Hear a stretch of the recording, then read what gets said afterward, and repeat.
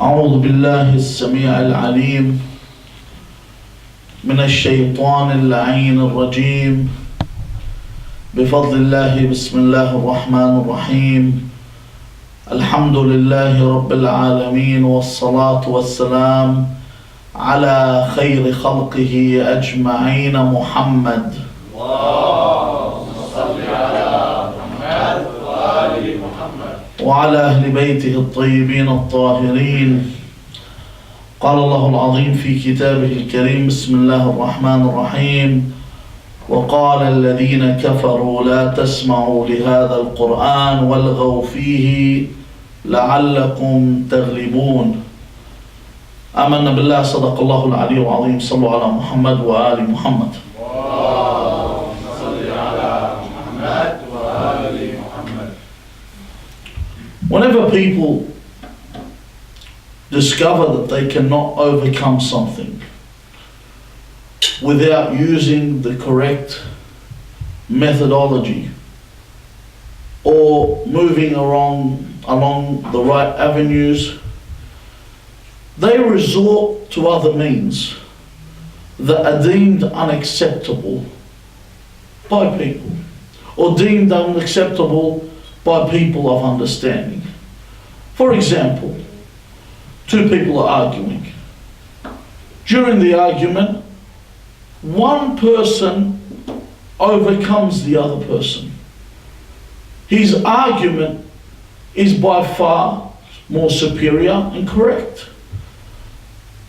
So the other person resorts to what's called argumentum ad hominem, where you actually start to attack the person instead of debating the subject. This you would remember when you were at school. When two people have an argument and then one person realizes he's losing the argument, you would say something that is nonsensical. For example, they'd say your mum or something like that. This is the term that they would use because they would find themselves at a dead end. They'd find themselves cut off, so they would resort to attacking the person instead. When the message of Islam came along, and the messenger of God sallallahu alayhi wa alihi wasallam came along to call the people to Islam, the people knew that this messenger of God that had the best manners, this messenger of God that was of the best character, this messenger of God whom no one had any qualms with. In fact, the people around him used to call him as-Sadiq al-Amin before he declared his prophethood. Before he told people that he was the prophet of God, they would call him the honest and trustworthy. He was a trusted man. When he came with the message and they had no argument for what he had brought forth, he had brought forth good fruit. And the character of good fruit is a person that's from God. And they knew this. So what they would do, as the verse I introduced the discussion with, وَقَالَ الَّذِينَ كَفَرُوا. الَّذِينَ كَفَرُوا means those that reject the message, those that reject the religion. They would say, لا تسمعوا لهذا القرآن. Don't listen to the Quran. وَالْغَوْا فِيهِ لَعَلَّكُمْ تَغْلِبُونَ. Don't listen to what the Prophet is saying. And at the same time they would make a ruckus. They would make noise. While the Prophet would read the Quran, they would actually read poetry. They would sit and recite poetry. Or they would use the words that he would use in repetition. So if he would say Alameen, they would say Alameen, Alameen, Alameen. They would start to mock the things he would say. And because the Prophet had the best character and the best moral conduct, he wouldn't go around beating them up.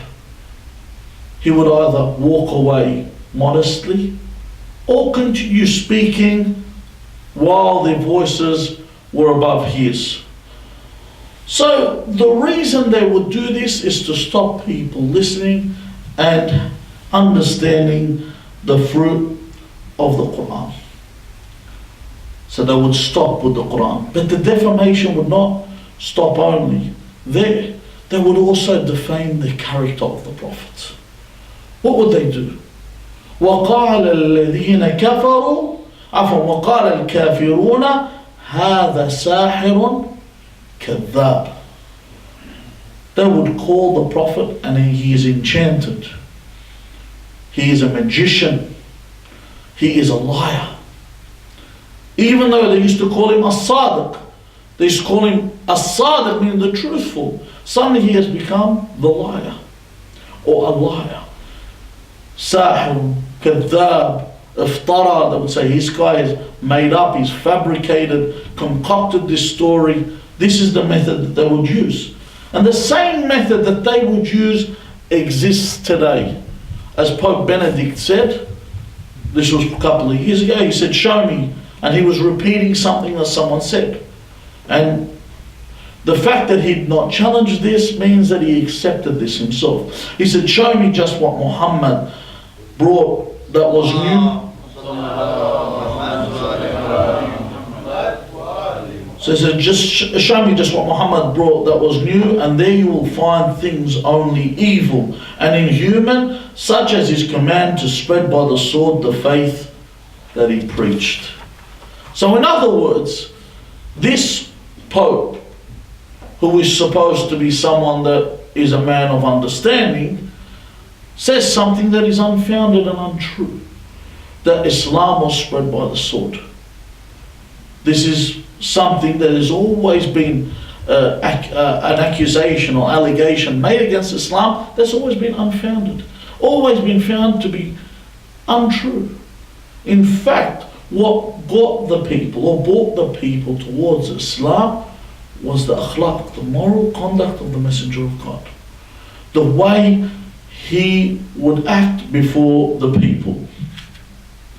So the defamation existed on. Denmark in the past wanted people to draw pictures of the Prophet after one of the cartoonists there had drawn a picture.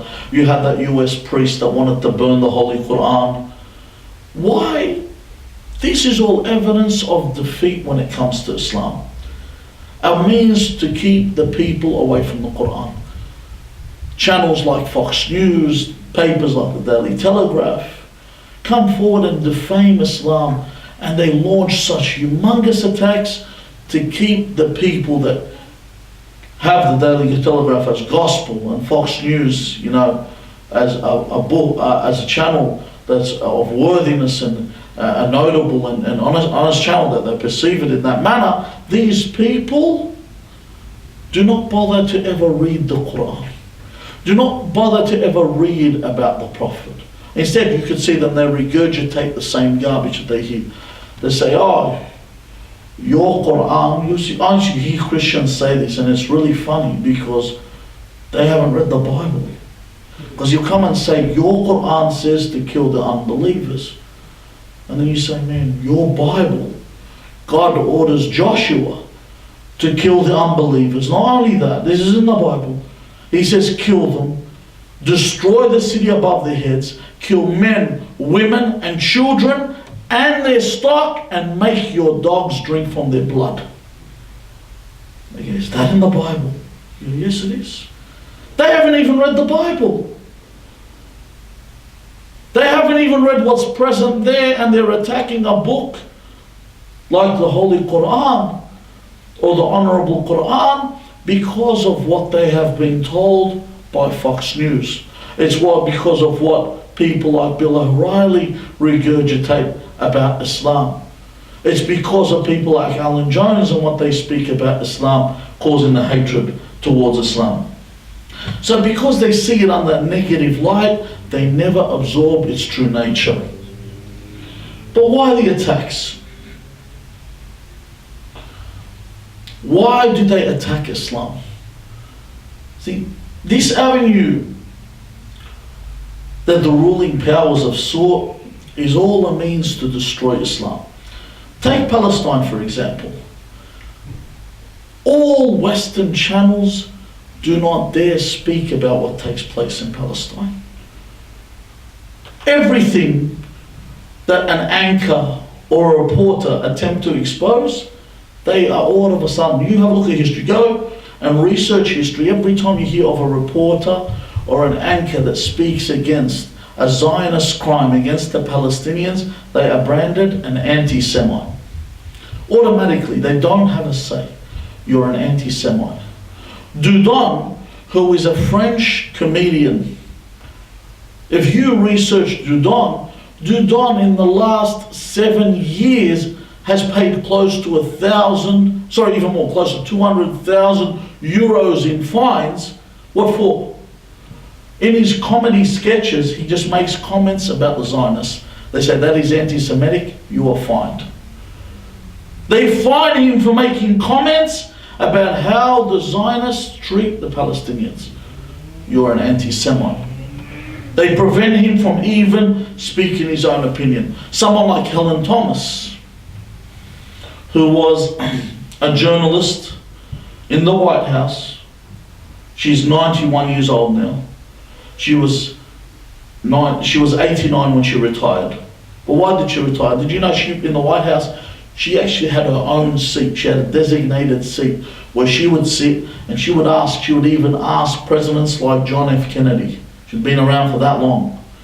Ask them those hardline questions. And it was all accepted until her final question cost her a job. She said, why don't we tell the Jews, this is what she said, to leave Palestine and go back to Germany and Ukraine, and Europe and the United States or wherever they came from. This was the comment that she made, which forced her resignation. They made her resign for making such a statement. How absurd! Whatever happened to freedom of speech? Let you think about this. Why would they burn the Quran? Why would they defame the Prophet? What is the purpose? If they say that this book is the cause behind September the 11th in New York, or the cause of the July the 7th bombings in London, and this is the reason because this book calls for these acts, then burn it. If that is the case, then why wasn't the Bible burnt when it was the cause behind the Crusades and the slaughters? It was the cause behind the Spanish Inquisition. It was the cause behind, most recently, Waco, Texas. Why isn't it a rule that is all around for everything? Every manuscript that you say causes something, why don't we just burn them all? Why is it specific to the Quran? Why is it specifically done to the Quran? Now, another method, remember, on this attack, before we continue as to why, is where they decide to take away from the dignity of a thing. Because if I take away from the dignity, if I defame somebody, if I ridicule somebody, I don't leave any sanctity left. Have you noticed when it comes to the Prophet and the ridiculing of the Prophet, they always attack on the same points. They say your Prophet was a terrorist, alaykum salam. Your Prophet was a womanizer. Your Prophet was a pedophile. These are the same comments they come up with. Why is that? Why do they attack with these points? They attack with these points because if someone has bad qualities, imagine, for example, the person that is speaking to you right now is a thief and a liar and a murderer and a rapist. How many of you would be actually listening to me? How many of you would take heed? Imagine I'm here talking to you about integrity and I'm a thief. How many people are going to listen to me? So when we make the Prophet, when they decide to make the Prophet into a pedophile, they make the Prophet into a womanizer, they make the Prophet into a terrorist, they take away his qualities. They take away his dignity. People don't listen to him anymore. People don't want to hear what he has to say. And this isn't a new method. This isn't a method that was made at the time of even Rasulullah Muhammad sallallahu alayhi wa sallam. This same method took place even at the time of Nuh. Nabi Nuh alayhi salam, or Noah. When he lived with his people, for how long? The Quran and the Bible both say that he lived with the people for 950 years. For 950 years he preached to the people. Generation after generation would pass. Allah had given him long life. He hadn't given the rest long life. And every generation on their deathbed would tell their kids, this is the final will and testament, the wasiyyah from the parent to the child. They'll say, see that old man over there, that Noah, he's crazy. This guy's really lost his marbles. Stay away from him. Don't pay attention to him, because he's mad. So their children would grow up and Nabi Nuh would come and preach to them to come and worship God. They'll say, you're the madman our parents told us about, on your bike. We don't want to hear what you've got to say. This is how this defamation works. Then people don't hear the words. And if you dare associate with them, then it's like, do you remember when you rewatch anything at the time of black slavery? Anyone that would associate themselves with the black man, they would call the black man nigger, and they would call the one that associated with him a nigger lover. So they put him in a position where they could not associate with them, because they say, oh, you're a nigger lover, you're one of them. You are someone that associates yourself with these people. So they put you in a position where you can't even come close. Even when you sometimes look at people like Norman Finkelstein, and you say, hold on, this guy's a Jewish man. His parents have survived the Holocaust, as they call it. His parents have survived this. And then you think his opinion would be listened to. No, he's called a self-hating Jew, because his opinion does not conform with the opinion that they want to be heard. So much so that ridiculous claims today, like the world coming into creation by chance, so the world came by chance, are accepted. And if you believe in creation, you're ridiculed. Have you ever noticed, if you make a comment about God on the internet, what happens to you? You are massacred on the internet. You become a cyber martyr. You are finished. They will tear you to shreds if you mention creation.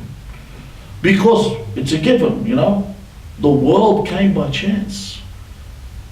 You're talking about God. Which God? The God of the pedophile or the terrorist? This is what it comes back down to. They've taken away the dignity.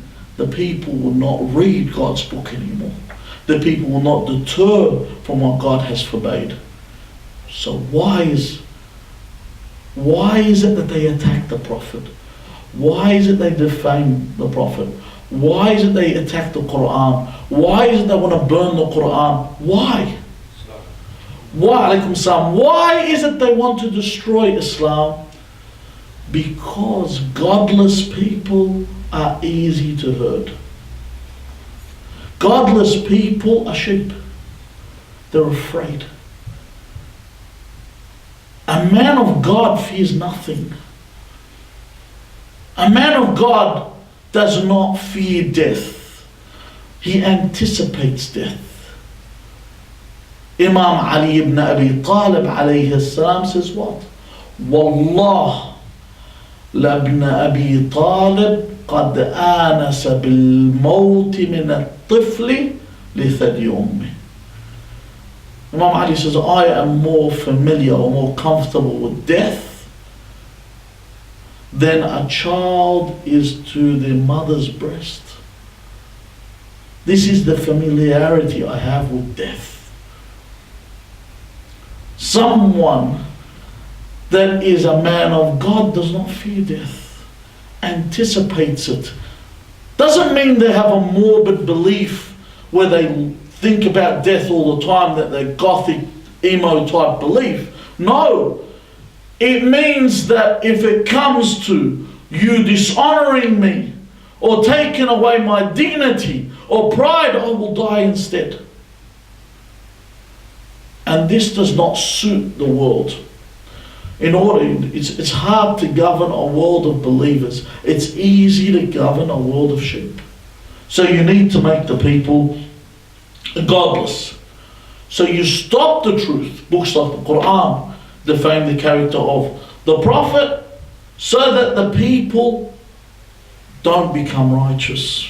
They don't become upright, then you can control them. Terrorism is abhorred by all.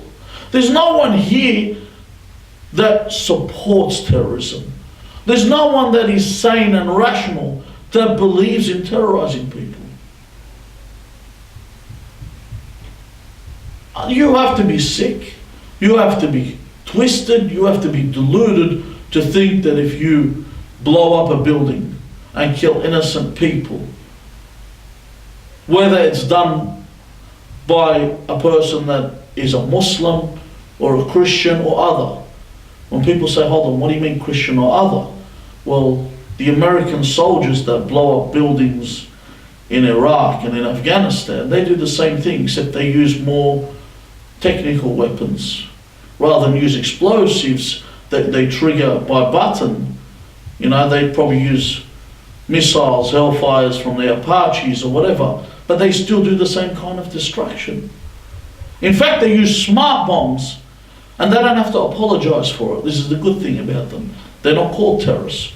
When the Zionist entity deliberately kills masses of people in UN shelters, like in Ghana, which they've done twice in Lebanon, once in '96 and then 10 years later in 2006, where they've killed women and children, direct hits, killing over 100 people in each hit with their smart bombs. They didn't even have to apologize.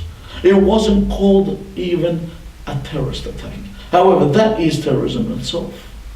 They're all forms of terrorism the Muslims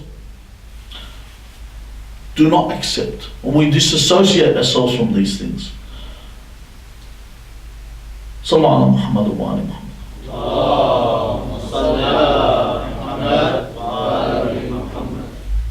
But all these attacks that are upon the Prophet, and all these attacks that are happening, what have they done? They have done worse than only made people godless, they've also made Muslims disassociate themselves from Islam. Muslims no longer want to be identified as Muslims. Even to the point, sometimes at work you say to someone, Assalamu alaikum. They look at you and say, hey, yo, mate. They don't want to be known as a Muslim. We're terrorists. Who wants to be called a Muslim? They're afraid of themselves because they've been smashed from pillar to post by the media. So they dissociate themselves. And by dissociating themselves with terrorism, as they call it, they begin to avoid what? They begin to avoid standing up for right. They forego their civil liberties. So that because they get to the point where they say, standing up for right's going to have me labelled as a terrorist, so I won't stand up for what's right. Even to the point where they begin to shudder when they read any verse in the Quran that's got to do with jihad. وَقَاتِلُوا الَّذِينَ كَفَرُوا, or something like, oh my God, why does this verse even exist? This should be deleted. This is what brings Islam to disrepute. This is how they start to believe, because this is what they are told. Now, this is what they do to the Muslims. But would they accept the same to be done to them? Would they accept the same form of defamation? Will they accept the same treatment? Freedom of speech is a farce. It's selective. Do you remember when the Danish cartoons came out several years ago? And immediately after those cartoons came out and the Danish newspaper asked people to draw pictures of the Prophet, the president of Iran got up and said, all right, I would like people to write articles about whether the Holocaust took place or not. This is all he said. And he was attacked. How dare you? He said, but I thought there is freedom of speech. Everyone can speak about what they want to speak about. I said, no. Freedom of speech only exists for some, but not for all. Take a look, for example, at Corey Bernardi. Who read about Corey Bernardi, the senator, 2 days ago? He made a comment. A comment that is logical. It's not stupid. He said, if we allow people that commit the sin of homosexuality, it's not what he said, but he said homosexuals, even though I still admit they don't exist. It's people that commit a sin. If we allow these homosexuals to get married, he said, then we must eventually consider what would happen is the next step is there will be bestiality. People want to marry animals. And it's true, you know, people might say, oh, that's fine. No, this will happen. And then we'd have to make way for polygamy. You know, people that want to marry multiple people. They sacked him because he linked homosexuality with bestiality. They sacked him. They sacked him, and the senator that made the comment, I remember, if you remember 5 years ago, that we have to start having more children because by the year 2050 or something, the Muslims will outnumber us. A direct attack against Islam, she never got sacked.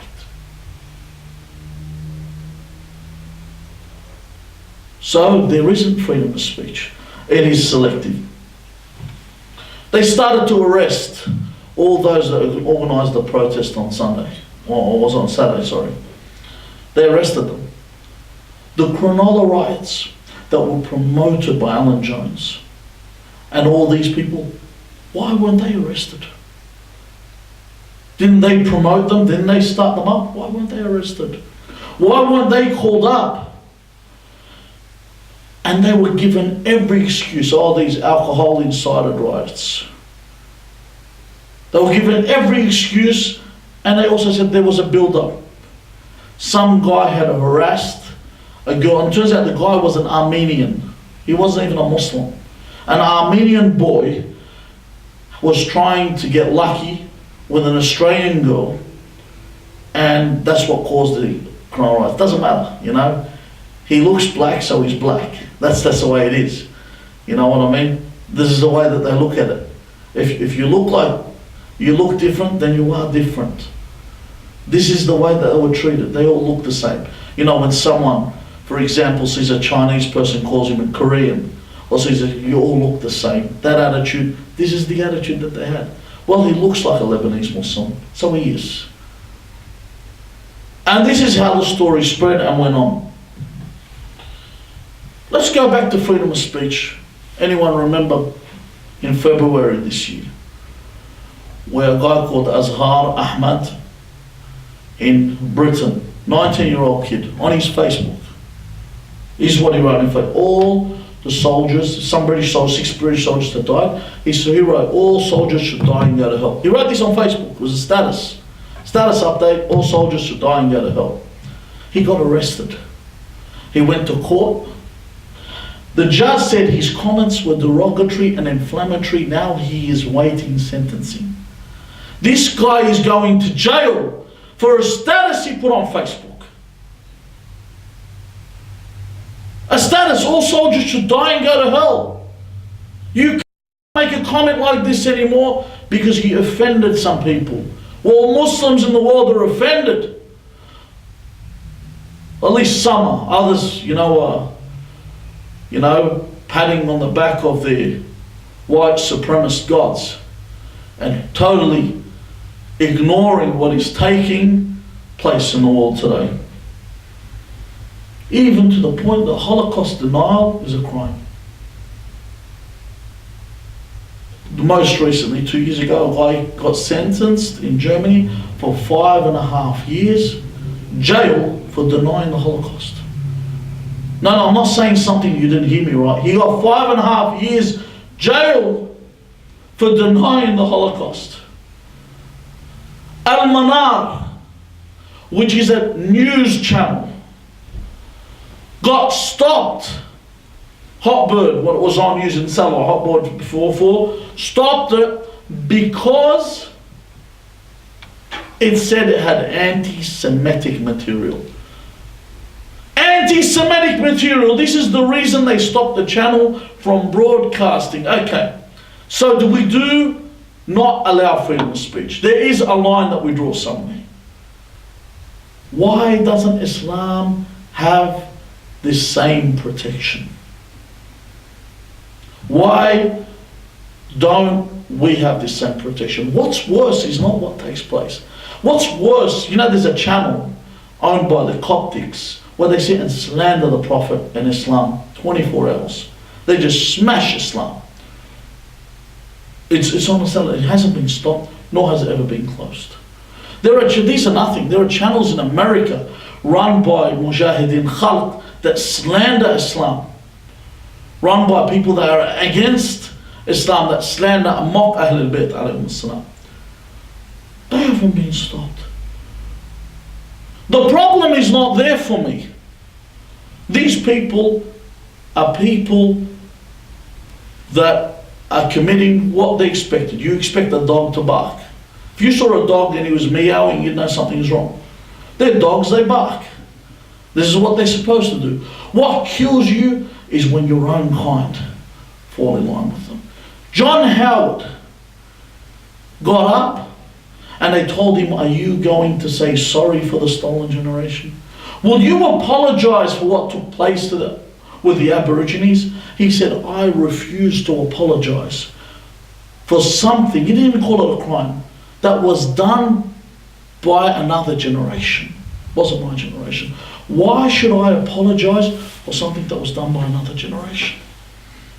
Even though it was done by the same office that he holds, he refused to apologize.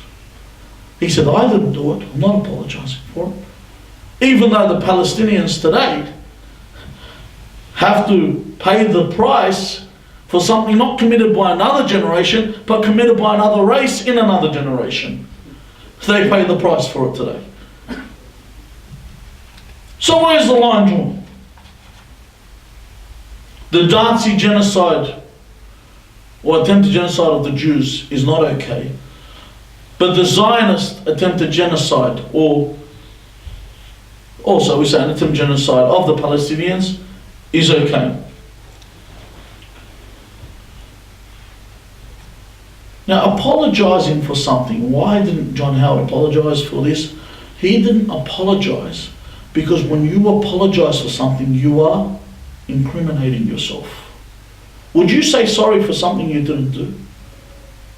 Would you get up right now and say, look, I'm sorry for the hole in the ozone layer? Would you say that? You know, well, I'm sorry for the JFK assassination. I didn't do it. Why do I need to apologize? There's no purpose in me apologizing. And is terrorism a Muslim problem?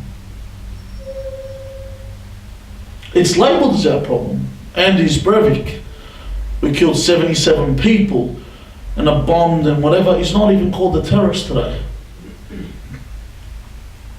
Because they've left it as our thing. We have to condemn terrorism, while the West doesn't have to condemn their terrorism because it's not labelled terrorism. But our problem is this, our Muslim apologists.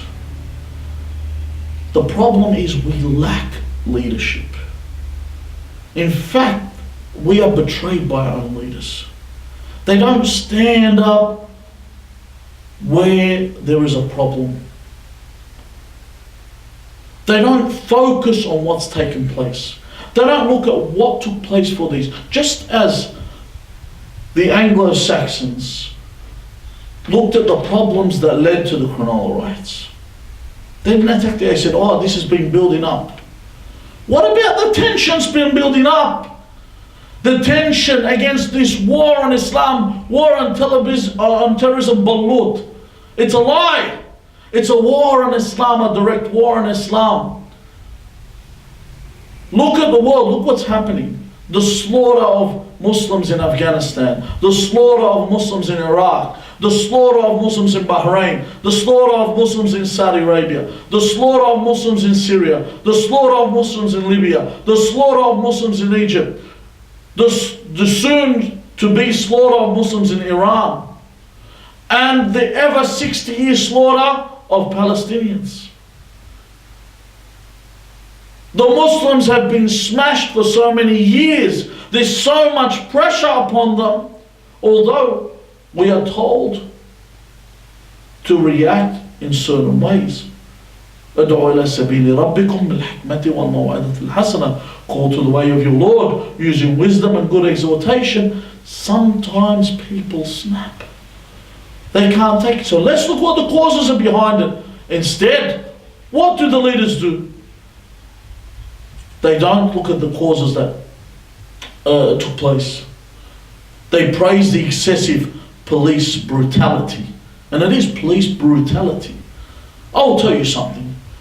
You and I have a fight. We have an argument. And I decide I want to come and resolve it.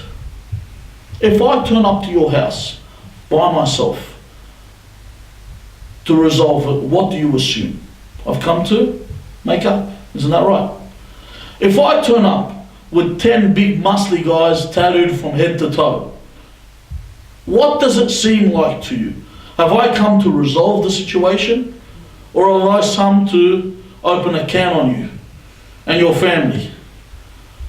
150 to 200 protesters turn up to the city. They are met by almost 500 police officers. Some with dogs, some in riot gear. What does that mean? They were there before the people were there. What does this mean? If you've turned up in riot gear, what do you plan on doing? It's just like when you watch Braveheart and they all got their paint gear and that. And the others are looking for a resolution and he says, no, I'm going to go pick a fight. We didn't come in here for, just to look good. They didn't come with their riot gear so they can stand there and look good. There is police brutality. We even have a police force made just for Muslims. MIOX. It's made for Muslims. And they pick Muslims or Lebanese to run this force, ones that are the most despicable of God's creation. They have no respect for anyone. They are brutal when it comes to our youth. Our leaders refuse to speak about this. Instead, these are some of the things that they did. They didn't articulate the grievances of the Muslims correctly. They yielded towards the government representatives. And what's worse, they were thanking the police. They thanked the police. They turned up to the police stations giving flowers. Listen to this comment. This comment is by a female lawyer, a Shia Muslim female lawyer. On the paper she's wearing a scarf and the Union Jack.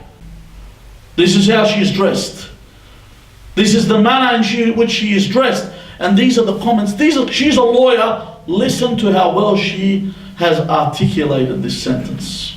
She said, I've experienced it time and time again.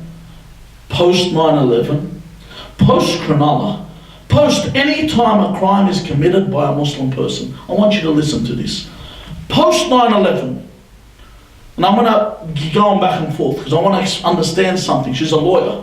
Maybe it's a bit too technical, and I don't have the legal acumen to comprehend what she is saying.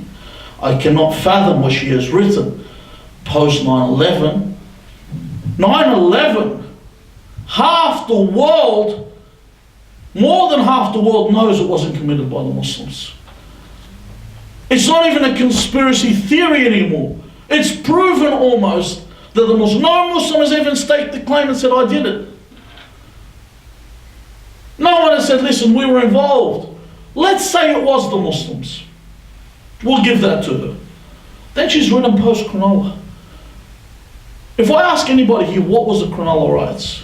Would any of you say it was Muslims beating up Anglo-Saxons? No, you'd say it was Anglo-Saxons beating up some poor Turkish guy. That's what happened. It was one Turkish guy and all these mad Anglo-Saxons beating him up. Okay? That was the Cronulla riots, and then beating up some people on the train station. Now let's think about this. So post 9/11, and the word post, Mrs. Legal Professional, means after. So after 9/11, what took place? There were retaliatory attacks of America bombing Afghanistan. Okay. And post Cronulla, there was Muslims beating up Anglo-Saxons. We'll accept that. But if you notice, in both situations, they're opposites. You can't have your cake and eat it. So which one is it? Was it the actual event or after the event? Let's say it was the actual event. And we'll say that 9/11 was committed by Muslims and Cronulla was committed by non-Muslims. Then she says post, any time a crime is committed by a Muslim person. Any crime. So those thousands of drunk Anglo-Saxons beating up the Turks were actually Anglo-Saxon Muslims, according to Mrs. Legal Professional. Then she says, whether we like it or not, there is that association, so we feel compelled to provide an alternative narrative that is reflective of the wider Muslim community. Give them a narrative that reflects you and your cowardly self. This is a reflection of yourself, not a reflection of Islam. I don't have to condemn what took place on Saturday because I didn't send them there. Which one of you sent a message for people to go protest on Saturday? None of us did. Why do we did she send messages? Well, obviously after reading this article, I'm sure she sent a message because she feels guilty as sin. She needs to go to the police confessional and confess and give them flowers and wear an Australian hijab to make the police accept her on the day of judgment so they can intercede for her so she can enter paradise. This is the method that she has used to get up there and tell them to arrest everyone. Arrest them for what? We are getting smashed every day. The things that are happening to Muslims, and Muslims are getting more afraid to speak their voice. And the other person in this article, Miss Ash, the other person, you can read the article, said it broke her heart. God, what broke your heart, dear? What is it that could have broken your heart? I'd love to know. She said to see images of police officers with blood on their faces. How about the decapitated heads of children that we see every day in Iraq and Afghanistan and in Palestine? How about that? Does that not break your heart? We see it every day. The images of Abu Ghraib, the images of Bagram. We see the torture of Muslims in Guantanamo Bay. The killing of Muslims all over the world. Does that not break your heart? A policeman with a scratch on his face affects you. These people call themselves Muslims. Where is the line drawn? Is it drawn with homosexuals being linked to bestiality? Is it drawn with Kate Middleton's breasts being on public display? Is it drawn with denial of Schindler's List? Where is it drawn? Allah Azza wa Jal says, قَدْ بَدَتِ الْبَغْضَاءُ مِنْ أَفْوَاهِهِمْ وَمَا تُخْفِي صُدُورُهُمْ أَكْبَرُ. This vehement hatred has already appeared from their mouths. And what is inside here is great. These movies that they make about your prophet, this is only a small image of what they think of you. If they could squash you today and kill you off, they would. So what do? Go and apologize? What do? Stand down and allow them to trample you? So what is our duty today? Your duty as a Muslim is to show everyone the true image of the Prophet ﷺ. We don't have to condemn what others do. That's their business. Those that tore up the CBD, that's their business. We don't have to condemn that because we didn't do it.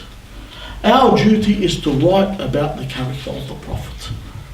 Show the people, although we are angry, although we are upset, there is a method and there is a way of dealing with this. Rather than take to these police officers flowers, go give these police officers books, about who the Prophet is, about the character of Rasulullah sallallahu alaihi wasallam.